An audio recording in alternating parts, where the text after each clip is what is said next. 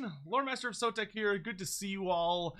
Been doing live streams and some other stuff lately, but I've been meaning to sit down and kind of get caught up on 40k business.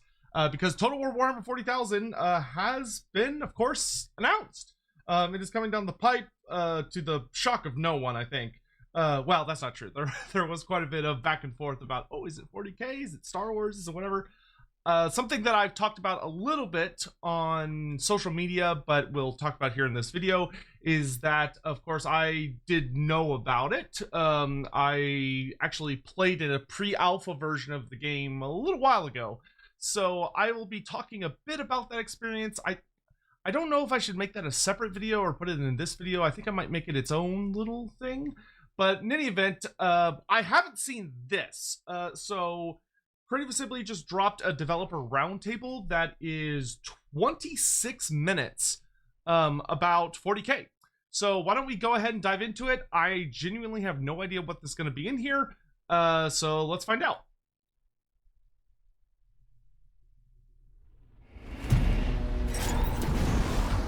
We've taken it so much further with this game. There is war everywhere. You're not fighting on one planet, you're fighting on many planets. That's huge even for Total War scale. Okay, so they're going to be adding in more context. Looks like they're showing off some new gameplay footage as well. We saw the drop pods. Oh, I didn't even notice back in the planet getting exterminated in the background there. Exterminated? Welcome to Total War Warhammer Josh! 40,000 Developer Roundtable. I'm Nastya, Senior Community Manager on Total War. And I'm Josh, Head of Player Engagement on Total War. We love Josh in these Today, we are joined by some of our development He's a team very nice guy. to give you the very first glimpse into what Total War Warhammer 40,000 will bring. Exactly. You've seen the trailer by now, and today we're going to be here giving you the broad strokes of what you can expect from our next title. So before we begin, let's get some introductions out of the way. Dave, care to kick us off? Hello, I'm Dave Petrie. I'm the product owner for Battles on Total War, and I'm going to try and spend this interview not hogging all the time talking about orcs. Hi, I'm Ian Roxburgh. I'm the Principal Creative Director. Hi, I'm Simon Mann. I'm a lead designer, primarily focused on the campaign gameplay. So this game has been something our fans have been waiting for a long time. So how does it feel to finally reveal it? Oh, it's been brilliant. We've been I wish I working got on the game cue for cards such for a while. my To interview. finally be able to come out and talk about it with our fans is really great. This game is going to be very exciting. Enthusiasm for this setting within the team. You just walk around the office and everyone's painting minis and creating armies and playing the game, and it's such a great atmosphere. They do have a staggering amount of like it's really fantasy, nice to be able to 40k, talk about it everything for the first minis time. at their office. So when you it's sat silly down how with many that minis massive they list have. of every possible future Total War title, what was it that encouraged you to settle on Total War Warhammer 40,000 as our next adventure? Well, a number of things, really. I mean, first of all, this setting is just made for a Total War game. And having done the Fantasy Trilogy with Games Workshop, we've formed a really good relationship with them over the years. And just that passion and the idea that we wanted to bring Total War to the stars, everything just aligned, and it's like, it's pretty much a no-brainer. This is just the perfect project to do next. So, Andy Hall. Yeah, and we're really excited Andy about Hall's a very nice The guy. setting is unlike anything we did before and explored before. So what was the vision that was guiding your design approach? Right at the very top level, there is no peace amongst the stars, and that's the guiding principle for everything we do. There's only war. I will say, I enjoyed the trailer quite a bit. Did anyone else feel like the trailer was like a little bit Space Marine glazy? All around you. Like, I wanted to see more shots of like Space Marines getting killed by orcs or like run over, stabbed by Eldar and stuff. Just me. With the game and how you whenever a Space Marine dies, I go, the decisions you make, even the kind of units you fight and how they fight. you can design them. There's a level of customization in the game where you can define the way you fight your war, the way you choose to, and the way you define your stories. Orcs or Eldar are probably the faction I'm the most excited to play. Well, you've just touched on them there, but the factions. It kind of depends on what all they get. So this is a setting with a massive, rich, diverse cast of factions. I do like characters orcs. Orcs are very fun. How did you go about settling on Space Marines, Astra Militarum, Orcs, and Eldar here we go. as our starting races? Why no chaos? I think one thing we wanted to do was seize the opportunity to make some really cool asymmetric factions. Yeah. I think the Warhammer 40,000, certainly the tabletop and the universe itself, offer us a lot of opportunities to bring asymmetry between these factions. They're all very different, right? If you look around this room and all the different kind of 4 factions you see around you, they're all going to play and feel very different to one another. That obviously meant we couldn't do all of them at once, right? We had to pick just a limited number because we really wanted to put the effort in to make each one very special. We decided to start with the Space Marines. For us, we think they're kind of one of the most important factions for our telling I feel like you contractually have to start with Space Marines, they are this elite troops. Could you imagine they are if the they kind did? of scions of the Emperor. Their goal is to defend humanity and protect it from threats both within and without. But they're very limited, right? There's not lots of them, so when you're playing as them, you're not fielding tens of thousands of troops, right? You're fielding maybe kind of 100, 200 troops. Yeah, but each one of those is worth 100 of any enemy, so very they're really small fun armies. to play. Really small. And you're not controlling lots of units, so there's this kind of gameplay that feeds into that. We also really wanted to bring a faction that feels very Total War. We decided to go with the Astra Militarum because they are billions of men and women. Once again, they're all kind of part of the Imperium. I do think that was the they're right trying to defend choice. humanity Like the Astra from these Xenos Militarum, threats. I think is going to be the like starter faction for a forces, lot of regiments, people. there is artillery, Like there is if front you're a lines. Total War It's something veteran, we'd see as a very military I think faction, right? Even the down to Imperial their Guard industrial are complex, going where to be the they're faction building you want to industry go on with planets and because they're going to be developing the them in most order to like kind of fuel the machine and fund the development of more like tanks crossover. and infantry. So they kind of come in as a really nice kind of contrast to that, and a faction that I think a lot of more traditional Total War players will really vibe with because it's got a lot of that kind of I do think they picked the right factions for like the I think gameplay. the next faction that we chose to do was the Orcs. The Orcs are a really big part of the universe, but they're the enemy, right? We needed someone for the kind of Imperium to be battling against. And the Orcs, they are massed green tide of kind of chaos and energy. I like how they look. Charging They look across good. a battlefield, armed with metal sticks and axes But and whatever they can look very jerry-rig together. distinct from the rocket Total launchers War on Warhammer sticks. versions, which is nice. But also like vehicles, right, which they've repurposed from Imperial scrap. Right, they're literally deconstructing the Imperium to build their own kind of war machines, as it were. And they offer this kind of beautiful energy to the more kind of military regimented side that you get with the Imperium. Lastly, we chose to do the Eldari. We really wanted to kind of push the boat out a little bit and sort of really push what it means to be a faction within a Total War game, right? Like, they play totally differently to anything I think we've ever done in the past, right? I don't think we've done anything quite like this.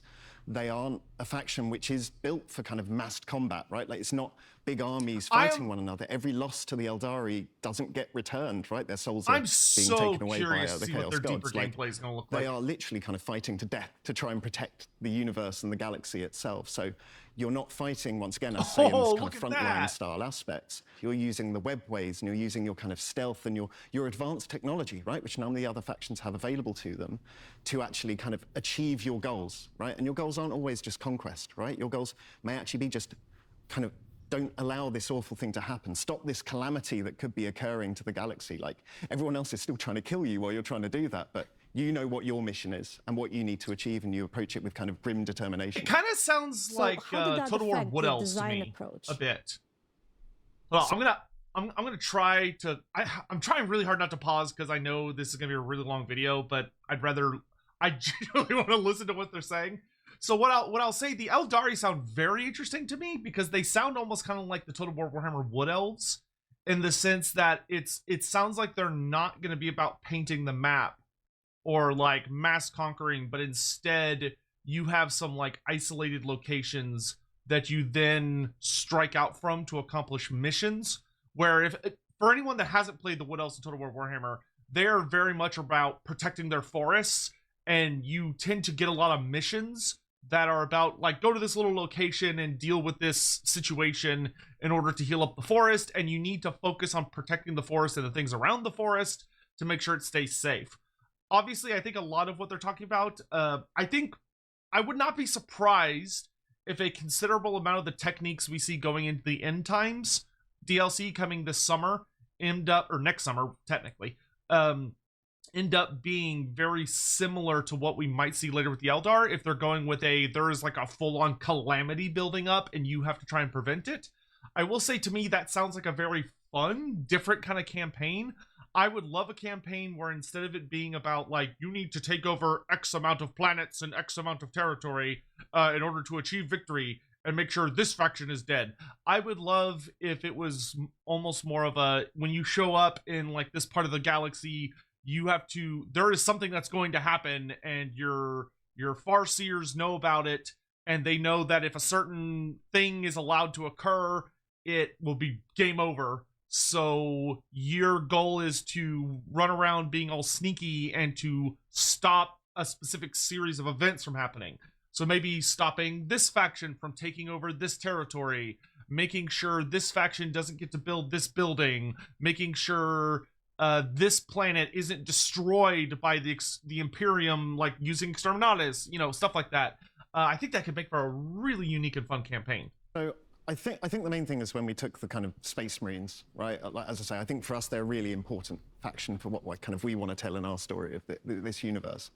They're not like a traditional Total War faction in a lot of ways. They are a very limited force, and so it's going to be a really fun gameplay style. If you are these kind of superhuman troops, but I guess your kind of weakness is you're limited in number, right? Like you can take on any foe on those battlefields, but you've also got to make sure you're kind of measuring your losses, right? Because you're not building infrastructure, right? You're not kind of able to build new constructions in the same way as maybe the other factions. So you are really reliant on these troops that you've brought in to fight the battle, but it's also really fun to fight the battle as them. And what about Astra Militarum? They are quite different. Yeah, very, very unique weaknesses for the Space Marines. They're a lot more of a traditional, I like to call it a Total War faction, massed ranks of infantry. Oh man, look at all the war machine teams. If you want that more Total War experience when you play this game, I'd pick up the Astra Militarum. They're definitely That's a lot of DACA. hitting that right That's a lot of on the DACA. head. How is it that they're emulating that traditional Total War experience? Well, as I said, it's more about building up resources, supply, building infrastructure to recruit an army in what you would expect most Total War games to have as a core. With some of the other factions, we're moving away from that and trying very... Yeah, I will say one of the things I really appreciate about how they're approaching this game. So, I will say that one of the biggest weaknesses of Total War Warhammer Fantasy has been that the base game was incredibly limited in scope.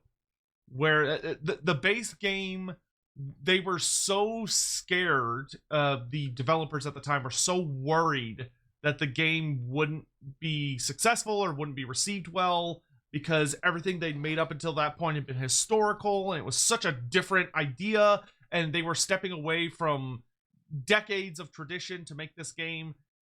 And it, obviously turned out very successful, but a lot of what holds back Total War Warhammer from being the game I wish it could be is that the foundational the foundation that it stands on is really, really weak. It's a weak foundation because they didn't, in my opinion, they didn't strive hard enough to make the game something truly exotic, where like the diplomacy was really basic and not fleshed out at all, and a lot of the systems that were designed were incredibly simple, and things obviously have gotten much more and more complex. But I think one of the big advantages that Total War Warhammer 40,000 is going to have is that with the 4 starter factions, only one of them is a traditional Total War faction. Being that it's you conquer the map, you paint the map your colors, you conquer territory, you build up buildings, you recruit armies, you make those armies more powerful, you do your tech tree researches. Like, if you're familiar with what it's like to play any Total War game, the Astra Militarum is kind of that, oh, okay, I'm in a familiar ground. But the other 3 really are seeming to lean into, nope, these are different. Like, these are really different. Like, I feel like the Orcs are probably going to be the second simplest faction to play, as far as if you're like a Total War vet and you're looking for a Total War experience. I feel like it's going to be Astra Militarum is like the traditional experience, Orcs will be kind of traditional, but I feel like Space Marines and Eldar are going to be super weird for Total War veterans. Now, I think people that are like brand new to Total War games, like they've never played a Total War game before, to me, it's really sounding like Space Marines might end up being the best starter faction for people that are coming in completely new, fresh. They're green around the gills and all that. Simply because I think they're going to be so elite that you have to manage a lot less than you do normally. I mean, as someone that is starting to teach more and more and more people how to play Total War Warhammer, a lot of because of the excitement this game's causing, like I'm literally figuring out how I'm going to open a VTuber academy to teach a bunch of VTubers how to play this game because they're all so excited by teaching them Total War Warhammer. Like, it's a very difficult game to pick up for brand new people. Like, for completely brand new people, it is a difficult game because it requires you to be managing so much at once and not getting too focused on one particular thing, but having more of a broad view of everything that's going on, which is not, I think, innate to most people that play video games. Most people that play video games are used to being in the action, focused on what exactly specifically is going on, and Total War punishes you for doing that because that means you're not paying attention to your flanks, or you're not paying attention to your ranged units, or you're not using your spells, or like all sorts of other stuff. So, yeah. Asymmetrical ideas that you progress through the game in slightly different ways, whereas with the Astra Militarum, they are the humans throughout the galaxy, right? So, it's more grounded in what we would the concept art's looking really nice. Has been as a staple for so many years. So, to me, that's my meat and drink. And what about Eldari and Orcs? The Eldari have been really interesting for us, right? Like, as I said, I think sometimes a faction comes along and they're so unique that you kind of have to do them justice, right? Like, they are a dying race due to a kind of major cataclysm that has occurred to them many, many kind of eons ago. So they are kind of trying to prevent these cataclysms occurring, kind of more tragedy that could befall kind of humanity or any other race in the galaxy. They're not a faction the Avatar of Cain, let's go! Utilizing your webway them booty cheeks. As a kind of traversal mechanism to move quickly from place to place, including moving to your craft world, a kind of off-map setup piece, which is actually where you're recruiting all your units.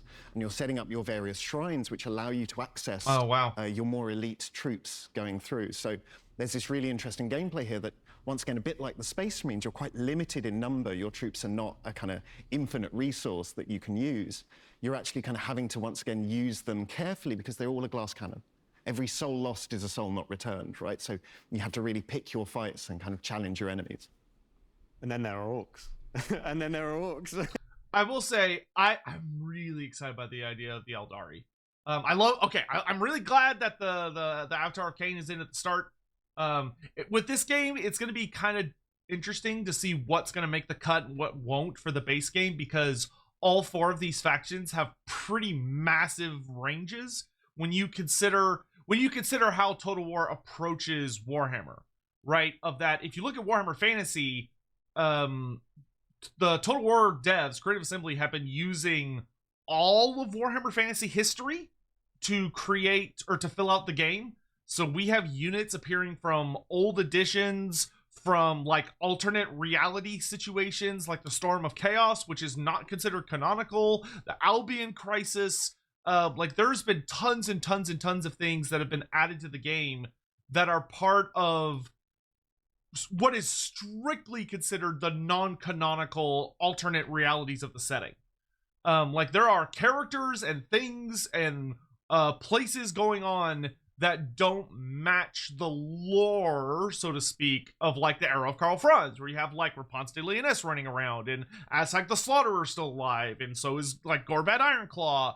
So like, it's not, oh, this is Warhammer Fantasy at an exact moment in time. It is, we are celebrating the entire history, the entire catalog of Warhammer Fantasy.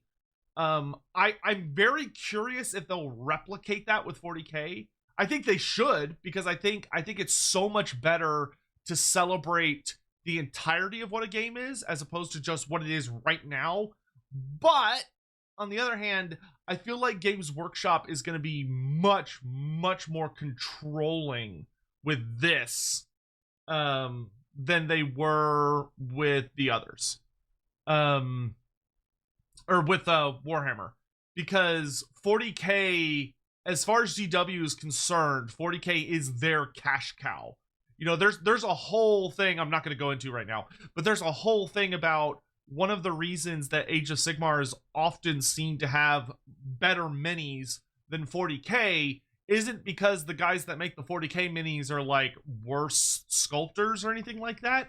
It's literally just because the guys who get to make the AOS minis are able to have a lot more wiggle room about being creative and like making leaps of design to see what works, what doesn't, what do people like. It's okay if not everything is like a 100% hit, whereas in 40K that is the moneymaker. So not only does a significant amount of the design effort go to Space Marines rather than going to all of the factions, whereas in like Age of Sigmar or the Old World, there really isn't a main character faction anymore. They kind of tried to make the Stormcast Eternals the main character faction, and it didn't work. The Stormcast Eternals, they're very popular, but they weren't as popular as like Space Marines.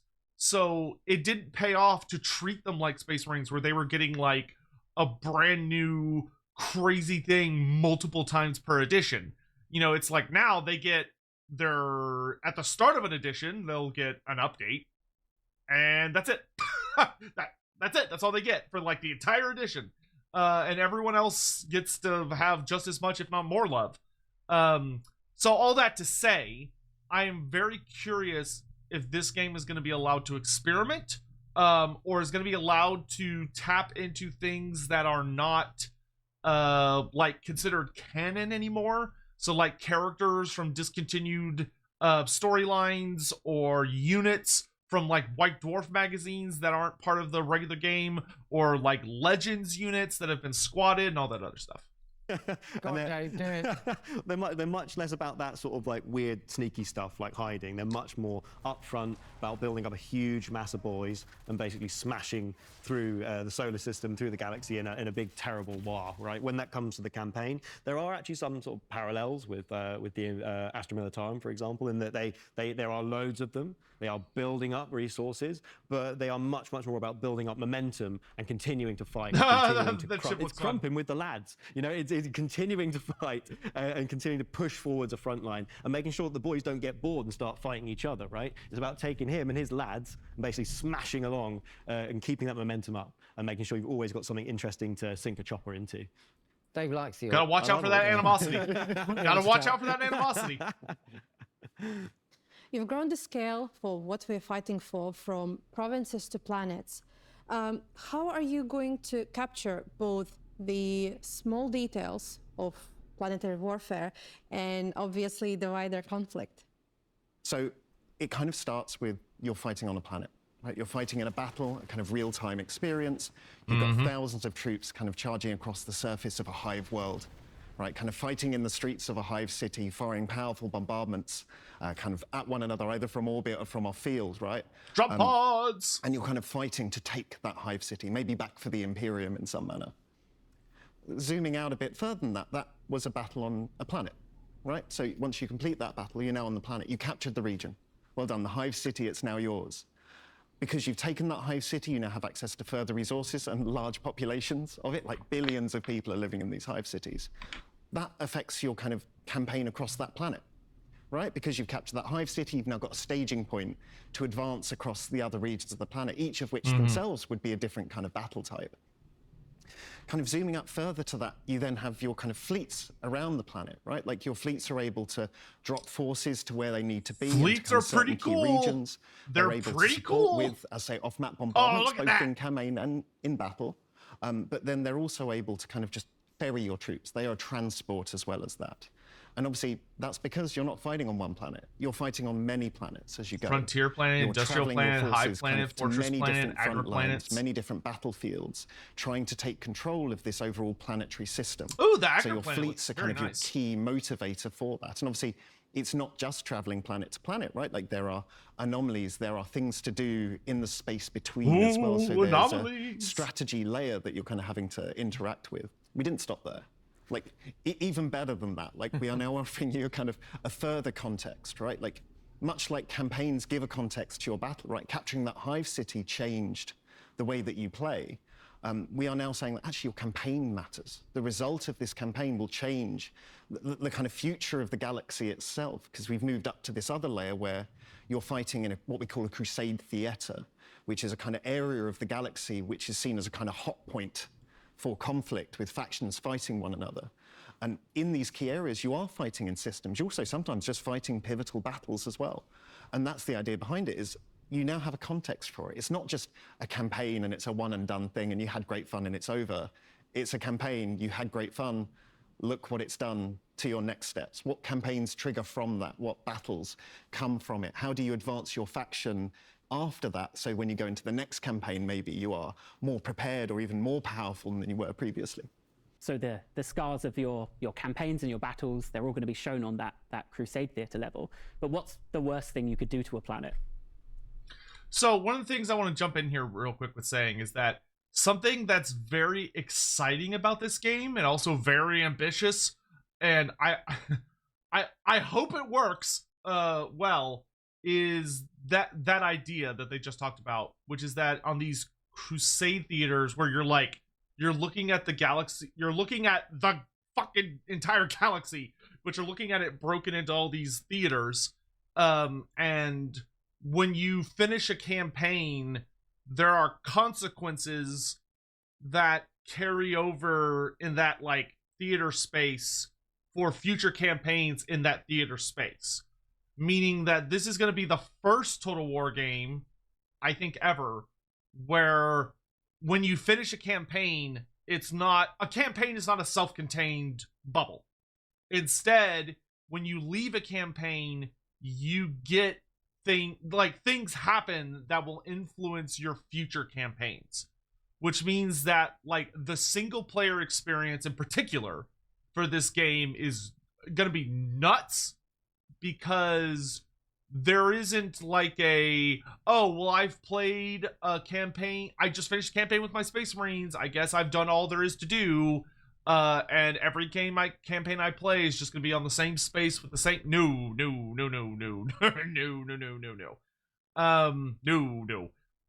Your factions, it's weird. From a Total War perspective, it's weird in a good way, I think. I'm gonna be really curious what it's gonna feel like in practice, in a full game, because obviously I've heard a lot about how it will work, but it's going to be interesting to see what it ends up being rather than necessarily what they hoped it was going to be, because it's crazy to me. I think it has so much potential to take the game to such a higher level. Because I think one of the criticisms that could be very easily leveled at Total War games, for especially more casual players, is that, well, why would I ever finish a campaign? It doesn't really matter, right? I'll play until I get bored, because there's no rewards, there's no incentive to finish a campaign. Unless there's some kind of big cutscene or whatever at the end, why whatever. I don't want to paint the map. I don't want to get the long victory, because I don't need it. What's the point? Unless I'm hunting Steam achievements, I don't care. This game is going to be the first Total War game that's going to say, no, you probably will care, because things will change if you can win that campaign. Things will change if you could finish that campaign. Which I think is a very important incentive, especially for more casual players. You can destroy planets entirely. Yep. So pretty bad. It's pretty bad. Yeah. Pretty bad. Unlike previous games as well, we obviously have let you raise cities, but there was always an opportunity to rebuild. But in the worlds of kind of Total War Warhammer 40,000, we are actually letting you just blow up and destroy a planet. It is a permanent action. There's no backseas, there's no takebacks. There it goes. But also remember, it's not something that can be done frivolously, right? Blowing up a planet by the Imperium is something requiring multiple layers of authorization. They would much rather throw away 1 billion human souls to reclaim a world than destroy it. However, there are extreme circumstances, and we do let you push the button. I am very much looking forward to that. Well, I will say, in multiplayer campaigns, the ability to blow up other players' planets sounds absolutely hysterical. Like, obviously, it'll probably be very difficult. Once again, I imagine this is one of those things that the end times is going to kind of be a test drive for, where, like, the AI is going to be using abilities that are crazy or can destroy permanently, as we've heard in the end times, can perma-destroy entire provinces, but the player will basically have an opportunity to stop it. Like, it's not just going to happen. It's something that can be stopped. I think it's going to be very, very similar in 40K, where, like, if you're going to do an Exterminatus or you're going to do something that's going to permanently wipe out an entire planet, there is an opportunity for others to stop you. If they can, like, push through your lines, get to, you know, the fleet that's about to unleash this horrible thing and, you know, take you down. And to me, I so much love that idea for multiplayer, because that just sounds like the ultimate way to grief, or to, like, become the villain that causes the other players to team up against you. It just sounds delightful. We have anywhere to fight. I have a very big question for you. There's been a lot of speculation about it. You know, it's such an integral part of Total War, and fans have gone back and forth on how we'd do it, how we wouldn't do it. Battles. How did you approach designing battles in Total War Warhammer 40,000? That is... Here we go. There we go.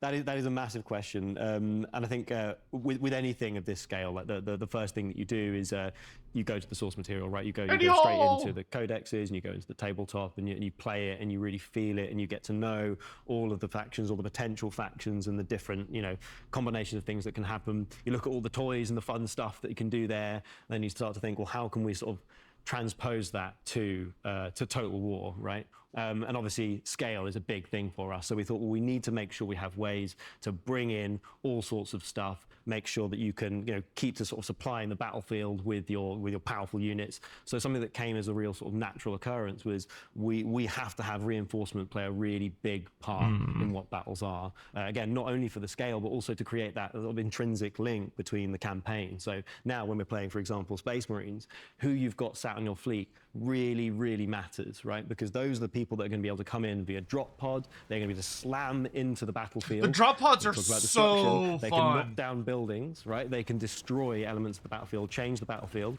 and they can start killing things where you need them to be, right? So the Space Marines can become all about that sort of, like... The drop pods are genuinely stupid fun. Swiss Army knife approach to battle, right? And this is a fundamental part of the tabletop game. Absolutely. With all the factions, it's those reinforcements are a key part of that flavour, and it's just, it has to be therefore part of the Total War experience of it. Yeah, as someone that has just played his first 10th edition tabletop simulator game in 40K, but I did play a good bit of 40K back in 8th edition, I think. 40K revolves very heavily around their reinforcement system, which for some reason the word has left my brain. There's a specific word for it, and it just completely vacated my brain space. But whether it's like flying units that are like coming down out of the skies, or it's drop pods, or it's units burrowing up from underground, there are so much of 40K has always revolved around these units that come from your reserves, that reinforce what's going on.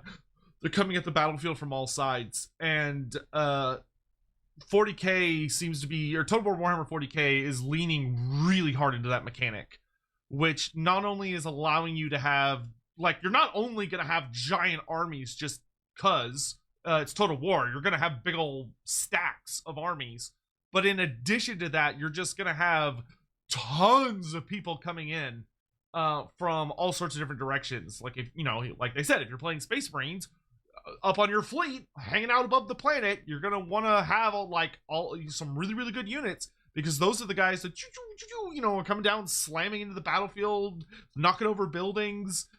slamming into like pockets of enemy troops, causing lots of damage. Like it's fun. They're very fun. They're fun. Absolutely. So when you've got your units that you have specific roles for, they can sometimes now show up where you need them to if you sort of sequester them away in the right places. You know, and we have different methods for each faction. Some are much more traditional. You know, the Guard have less ways of interjecting directly into the battlefield. They might have to throw wave after wave of their own men up the battlefield in order to, you know, arrive in time to make sure that they get there before the last unit that is probably now flagging might be running away. So to replace them in time to keep them hold that line. You have the Orcs in a similar fashion. They do have some incredible teleportation technology. You wouldn't believe it, but they do. So they can really zap things into the battlefield and do some pretty wild things there too. And then of course you have the Eldari with their webway gates and things like that. So the ability to sort of pop up in unexpected places. All of these methods allow you to bring your toys to the table where you need them, right? And that was a really, really big part of making sure we captured this and sort of evolved the gameplay.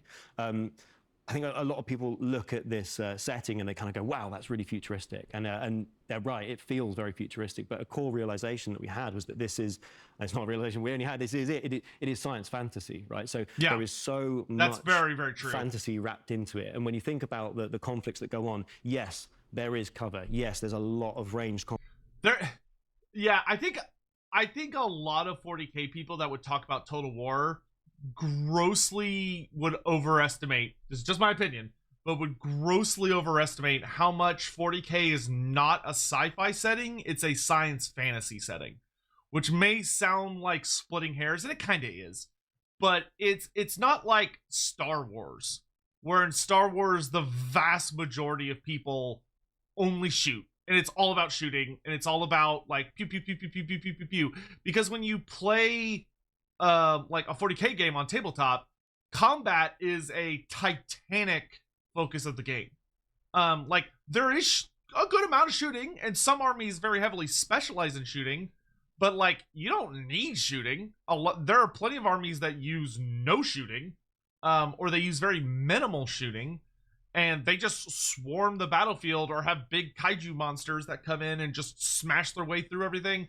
Like I think it's a much simpler setting when you're trying to bring it to life, like, and still remain true to the lore and remain true to the feeling of playing the game. It's not as over the top sci-fi complex as I think a lot of people act like it is. And I don't know if that's because they're just not, like, maybe they play the game in a very particular way, or is just that, like, the way they've interacted for it, they think of it in a very specific way. But, like, in all the Warhammer games, like, all Warhammer, close combat, is usually your bread and butter, followed up by other flavor, like magic, or psychic powers, or shooting. But like outside of very specific factions or sub-factions or circumstances, like it's all about the melee, right? It's all about getting in there and fighting with your chainswords and your power fists and your orc claws and your tyrannid stuff and all that crazy nonsense. So I am glad that that's something that the devs are like calling attention to, because it is important. Combat going on, but there's also like loads of punching, like so much punching, like loads and loads of crumping that goes on. Like you really have a lot of melee going on in these battles. There are lots of forces will sort of mass up and crash into one another.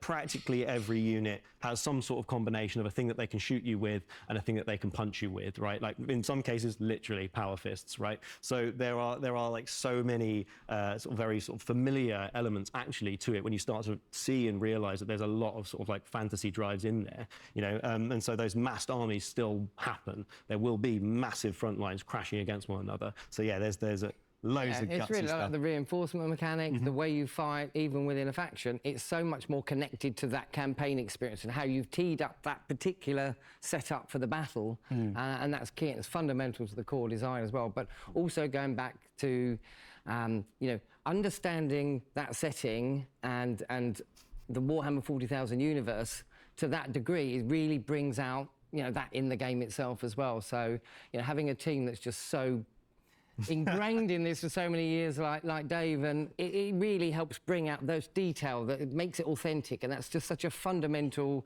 Total War franchise pillar is authenticity, and you can just see it coming out in this game in all the details as well as the bigger picture. So I think that's key to what we need to do to bring that out in the game. And again, on that connection level, we really want to make sure that we capture, again, the scale of these conflicts. So when we're fighting these battles, they're not just like one battle happening in an isolated pocket. You are the flashpoint. You are the most important force fighting in the most important place that will decide the event on effectively that continent, right? But there is war everywhere, all across the planet's surface, right? So you really are that flashpoint.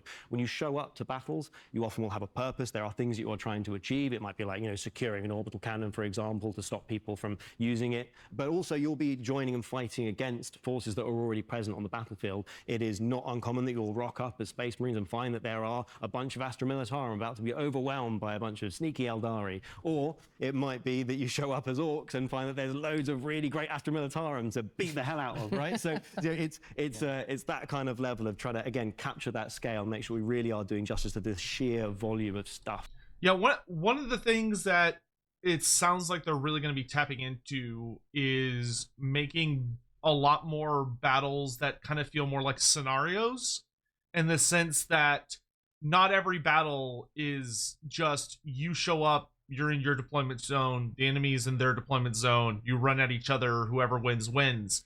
But like there's objective play, like capturing specific objectives that have genuine consequences on the campaign map for whoever controls that objective, or showing up in a battlefield, and depending on what faction you are, there are factions already present on the battlefield that are already fighting by the time you get there, and then you're either there to kill both of them, or you're there to support one side, and maybe like your goal is to save as many people as possible, or your goal is just to like help beat up a force that's trying to push through to a defensive ally, or whatever it may be. But yeah, a lot of really great potential. Yeah, different units that are going to show up in this game. So we've spoken a lot about Total War Warhammer 40,000, but what is it that really the Total War's bringing here? What is it that our game is doing differently to other games in the 40,000 universe? What are we doing that Dawn of War isn't? The main thing here for us is scale.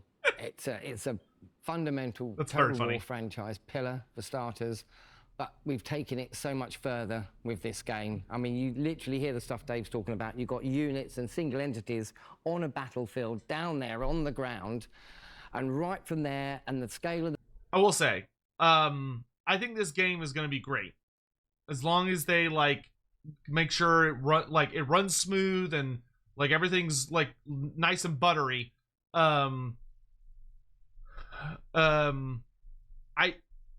When Total War is at its best, I don't think there's any other strategy game that can compete, like, at all, when it comes to making battles feel gigantic and fun and crazy. I think Dawn of War 4, I hope Dawn of War 4 is going to be an amazing, really fun game. I loved Dawn of War 2. I loved Dawn of War 1. 2 was my favorite because it had Tyranids in it, even though, like, personally I preferred the base building of 1. But I think this game is going to be so much bigger than Dawn of War could ever hope to be that it's not even funny. But yeah, I think scale is the big advantage they're offering as an experience. The battles up to the scale of a region of a planet, to multiple planets in a system, to multiple systems across an entire galaxy, and that's huge even for Total War scale. They are doing the entire galaxy. We are over the next years going to develop this out, and all the content and everything that fills up that galaxy. But the gameplay and the decisions you make and the way you interact with the game is literally right from down. I really hope Tyranids are like one of the earlier planned DLCs. I want Tyranids so bad. But I can also accept Necrons. Necrons are Tyranids. Its style, it's even down to its mechanics, right? You're creating your faction, right? You're making something unique and personal to you, obviously attached to, hopefully. But I think that adds so much to us. Like I haven't seen anyone else really kind of going to quite the depth that we do. Like you can have different pattern types. You can have kind of different left and right color. You can set your pauldron or like kind of your knee. Sorry, Baldwin's up there. You can set your kneecap to a different color. You can have different decals around your faction. If you want to be a kind of like a, you know, kind of an Ultramarines fanboy and have kind of like the sigil of Ultramar everywhere, you can do that. It's really fun, and we've generally found anyone who's playing it spends a lot of time on that bit, right? Because you really want to make your own faction and feel that. The customization is it honestly bonkers. is great. It really takes me back a long way. Finally, of everything we spoke about today, what are you the most excited about for our players to experience? I think for me it is the customization. I know I've literally just mentioned it, but it keeps coming back as this thing, right? Like everything comes back to this fact that, like, if you're one of those people that plays, like, let's say Elden Ring, and you're like, oh, I spent 2 hours in customization, you're gonna have a good and really bad time with this game. I think for the first time I've made my faction, right? Like, they're uniquely mine. No one else will have a faction anything like mine, right? Okay, yeah, there'll still be Space Marines, but they're my chapter, right? Like, this is my Force Commander who I've kind of personalized. Like, I'm controlling all that. If I want to have a Space Marine faction that's more about kind of fire mechanics, like I want flamethrowers and melters everywhere, I can make that. I can make a faction that's leaning into that. And that is my kind of way of playing, right? Because I love fire. Fire is great, normally. But that's the thing, is we're kind of letting you make your own kind of gameplay, essentially, right? Like, here are the problems, here are the challenges that the universe is throwing at you by battles and campaigns and flashpoints, but how do you solve that? How do you build the kind of ultimate faction to kind of deal with any problem that could be thrown at you? I think it's going to give so many kind of hours, maybe even years, hopefully, of like entertainment, of just making cool factions, hopefully sharing it with your friends and stuff like that as well, right? Like, and always comparing your kind of faction designs with one another. I'm really excited by that. Well, all of that as well. But for me as well, it's something that's very different now with Total War, the Crusade Theatre concept, where, you know, we know how long a campaign can go on, how engaged you can be for hundreds of hours. I've done it myself for years, right? And then you go, great, that was a campaign. I invested so much time and effort. Now I'll start. It's very replayable. I'll start another one as a different faction. Great. But now you play that campaign. Yeah, what he's saying. And that's another part of that jigsaw of your own internal narrative feeding onto a higher layer that moves gradually across the whole sector and then the whole galaxy. To me, it's that whole campaign experience just being a part of your journey, not the whole journey. And to me, that's so fundamentally new, and it just means it's just such a long-term experience beyond even our, you know, massive long campaigns for previous years. So that's the bit for me that stands out, I think. Dave? It's kind orcs, of maybe? Probably something to do with the orcs. Maybe something to do with explosions. Probably. I think it's sort of like a litany of firsts, right? It's like, again, talking about the Lance Strike, it's the first time that you drag a Lance Strike across the battlefield, and the second time, and the third time when you use it to, you know, obliterate buildings, to drag across units. You know, that sort of satisfaction is so super tangible. It's the first time you like you shoot a tank, right, and you see it like veer off and, you know, hit a building and again cause a bit more destruction, cause a bit more chaos. You know. It's the first time that you use like a Psyker's ability, right, and sort of, you know, like blast apart an opponent, or, you know, see orcs teleporting in from somewhere unexpected, you know, a weird boy going pew and jumping a bunch of boys right up in your face, or vice versa, right? There's all those moments are in there, and I think there's so much love and care for the source material in there, you know, and I think there's a lot of little bits that people find and kind of go, wow, this is, you know, there's some good stuff here. And that concludes Total War Warhammer 40,000 Developer Roundtable. Big thank you to our developers, our guests today. And then we're going to be back later in 2026, and we will bring you more content. We're going to bring you battles, we're going to bring you campaign. And that's not all. We're going to go into deep dives, we're going to do blogs, videos, and all sorts of Q&As. So we will see you there. Absolutely. So thank you so much for tuning in, and another massive thank you from everyone here at the Total War Warhammer 40,000 team. We'll see you next time. Pretty cool.